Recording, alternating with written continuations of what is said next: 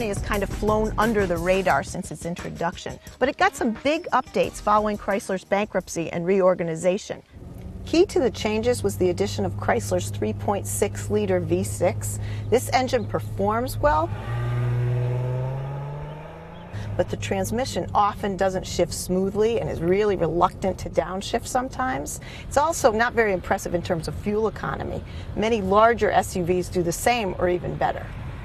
The Journey has fuel economy like a larger SUV, and unfortunately it drives like one too. It feels much larger to drive than it really is.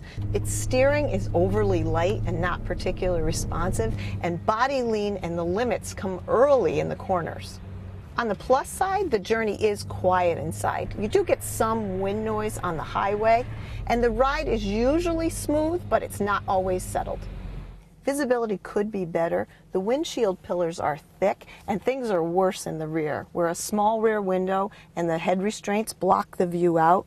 At least you can get a backup camera with a big screen. Chrysler put a lot of effort into the Journey's interior. The door panels and dash are nicely padded. The seats are stitched and there's chrome accents. Unfortunately, it's not put together all that well. There's some large gaps and the center console creaks sometimes. Our Journey has the optional Uconnect system, which gives you a large on-screen menu in the center dash. This works pretty well. It has large icons that are fairly well organized and easy to use. Sometimes you do have to go to a different menu to get what you want, but thankfully there's also hard buttons for basic functions. The front seats are well padded, but a bit on the narrow side. And for the price of our loaded Journey, you should get a power recline system, but instead there's a flimsy manual recline lever that has some sharp edges. It just seems a bit cheap. It's easy to get in and out of both the front and second row seats. And you can see there's plenty of room back here. And it's mostly comfortable, but the cushions are a bit low, which compromises thigh support. One other thing, the third row is tight and hard to get in and out of.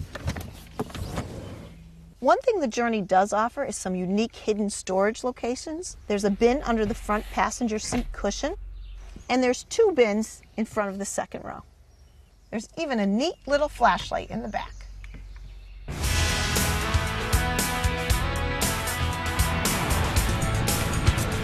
Our loaded Journey costs nearly $37,000. That's an awful lot of money. And the truth is, you can buy a more spacious and refined SUV for not much more. The Journey remains just a mediocre vehicle.